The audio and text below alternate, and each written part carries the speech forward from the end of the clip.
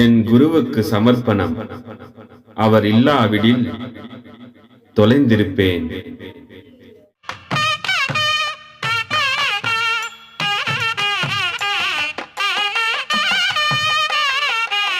பண்ணிட்டா மறுபடியும் நம்ம தாண்டி போறதுக்கு துட்டு இல்லையே. இங்க இருந்து ஏரோப்ளைன் செலவுக்கு காசு போனோம், மொத்தமே இங்க செலவு பண்ணிட்டா அங்கிருந்து பிளைட் சார்ஜுக்கு துட்டு இல்லை, இங்கேயே போட்டு பச்சிருவாங்க. அப்படி ஆனவங்க தான் அவங்கெல்லாம். அவங்களாம் ஒரு நிலைக்கு வந்தவங்க. நித்யானந்தாவும் ஒரு நல்ல ஆன்மீகவாதி தான். இடையில சர்க்கிள், சின்ன சர்க்கிள், அதுல மாட்டிக்கினாரு, வலிச்சு விட்டாங்க. அதோட கோயந்தா போட்டுன்னு போனாரு. இப்ப கடைசியில எங்கேயோ நாடு, தனி நாடு வாங்கி அது வாங்கி என்ன பண்ண, எத்தனை வருஷம் இன்னும் உயிரோடு இருப்பாரு அவரு.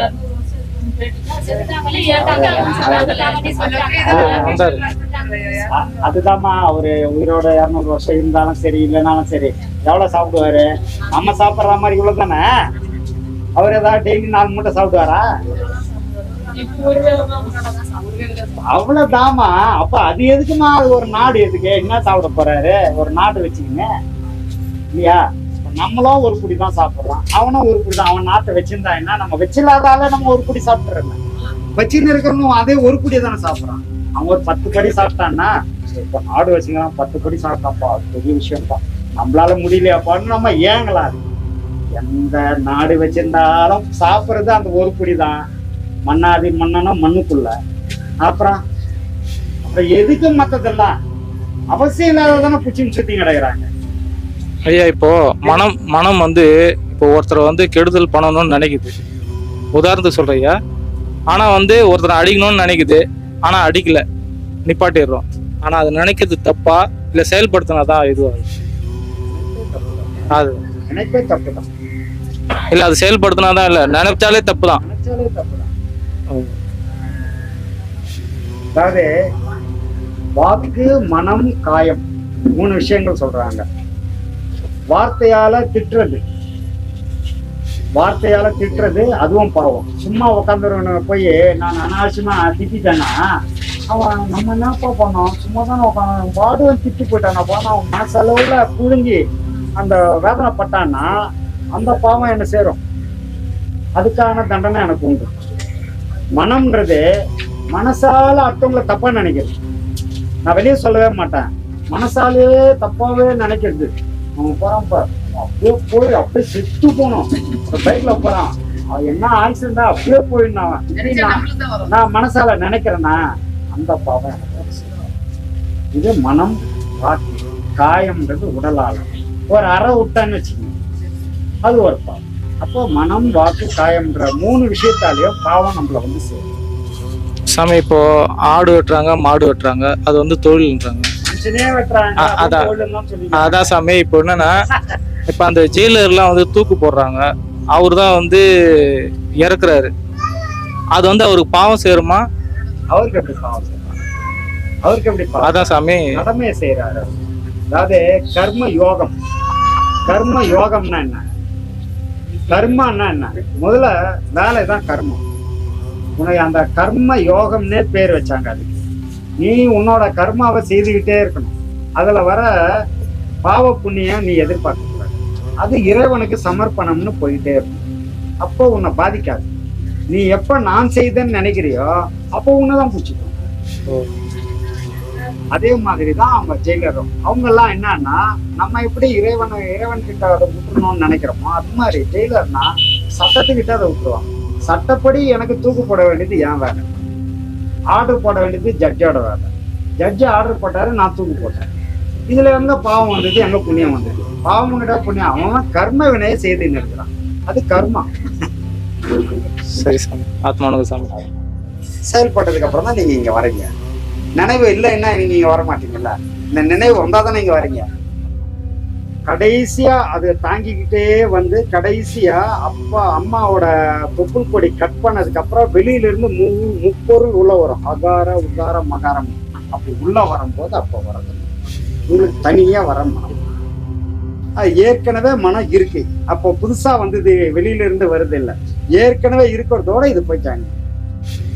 ஊரை பக்கத்துல இப்ப நீங்க சொல்லும் போது தியானம் பண்ணா மனம் அடங்கும்னு சொல்றீங்க. மனம் அடங்கினால் ஆசை அடங்கும் அப்படின்றீங்க. ஆசை அடங்கினால் தேடல் எதுவும் இருக்காதுன்றீங்க. நான் திருமணம் பண்ணி இருக்கேன், ம். தேடல் எதுவும் இல்லாமல் நான் வீட்டிலே உட்காந்துட்டு இருந்தா என் குடும்பத்தை எப்படி நடத்துறது? அப்படி சொல்லலையே. தேடல்னா நீங்க ஆன்மீக தேடல், வேலையை தேடக்கூடாது, வீட்டுல உட்காந்து யாருமே சொல்லலையே. அப்படிலாம் நாங்க சொன்னா நான் உங்ககிட்ட சொல்லிட்டேன்னு வச்சுங்க, உங்க பொண்டாட்டி அங்கிருந்து விட்டு எடுத்துன்னு நான் சொல்லுவேன், நான் உஷாரா தானே இருக்கிறேன்.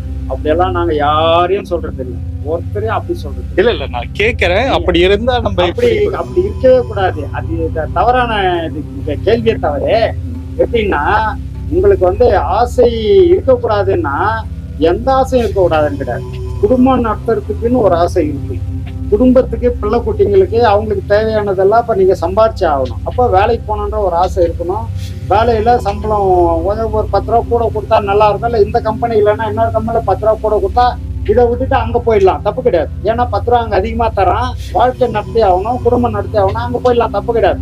அது என்ன வந்து இவரு ரொம்ப ஆசைப்பட்டுக்கின்னு இவருக்கு பேராசப்பா இந்த கம்பெனி விட்டு அந்த கம்பெனிக்கு போறாருப்பா, அது சொல்ல முடியாது. ஏன்னா குடும்பம் நடத்தி ஆகணும், அந்த நிர்பந்தம் உங்களுக்கு இருக்குது, அது கடமை. அது அதனால போய் தான் ஆகணும், சம்பாதிச்சு தான் ஆகணும், பொண்டாட்டி பிள்ளைங்களை காப்பாற்றி ஆகணும், அது கடமை.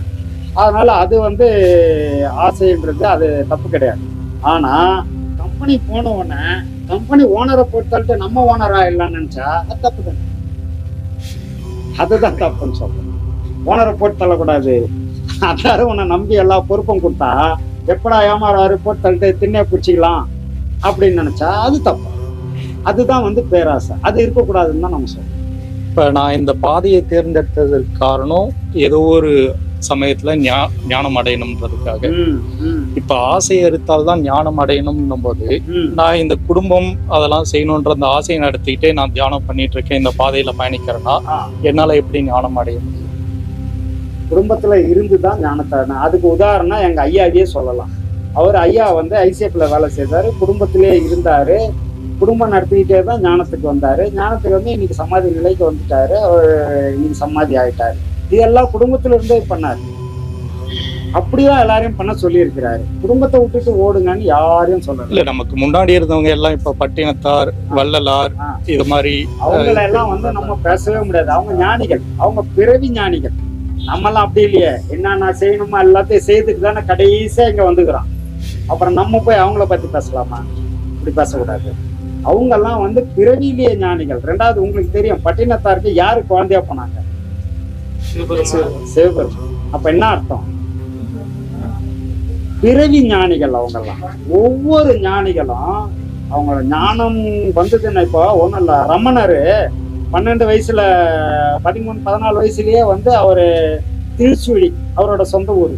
அங்கேருந்து அவர் பாட்டுக்கு ஒரு 2 ரூபாய் அவங்க பெரியப்பா கிட்ட வாங்கிக்கின்னு நேராக திருவண்ணாமலைக்கு வந்து ஒரு 3 இட்லி சாப்பிட்டுட்டு திருக்கோளத்தில் குளிச்சுட்டு மீதி இருக்கிற 1 ரூபாய் திருக்கோளத்தில் போட்டு கட்டி இந்த வேஸ்டியை கீழ்ச்சி ஒரு கோமனம் கட்டின்னு போய் உட்காந்துட்டாரு.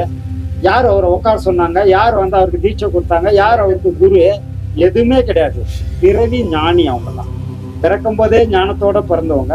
அந்த ஒரு பொறி தட்டின ஒன்னவை அவங்களுக்கு பிடிச்சிருச்சு, டக்குன்னு ஞானம் வந்தது. ஞானம் வந்தவொடனே அதுக்கான பாதையை தேர்ந்தெடுத்து எங்க போய் உட்காந்தா நமக்கு ஞானம் கை கொடுன்னு நினைச்சாங்க. திருவண்ணாமலைக்கு வந்தாரு, உட்காந்தாரு. மிகப்பெரிய ஞானி. இன்னைக்கு அவரு அவ்வளவு பெரிய ஞானி ஆயிட்டாரு. இவங்களுக்கெல்லாம் வந்து குரு வரணும், ஒரு தேடல் இருக்குது, அவருக்கு இதெல்லாம் சொல்லிக் கொடுக்கணுன்றதெல்லாம் அவசியம் கிடையாது. எல்லாருக்கும் எல்லாம் சொல்லி கொடுத்தாதான் வரும்னு கிடையாது. என் குருவுக்கு சமர்ப்பணம். அவர் இல்லாவிடில் தொலைந்திருப்பேன்.